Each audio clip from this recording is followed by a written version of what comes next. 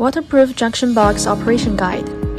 Opening the junction box and inserting the cable through the waterproof grommets and the side of the box. Connecting the wires. Connect the wire according to the corner coding, match the line if neutral, and run the wire properly. Securing the connections. We are using the quick connectors in the video, which is screwness and tool-free.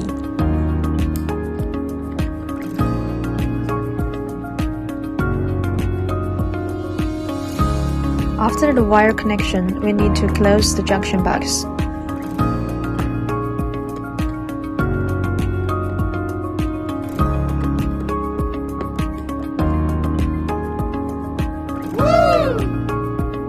Other types terminals are available too.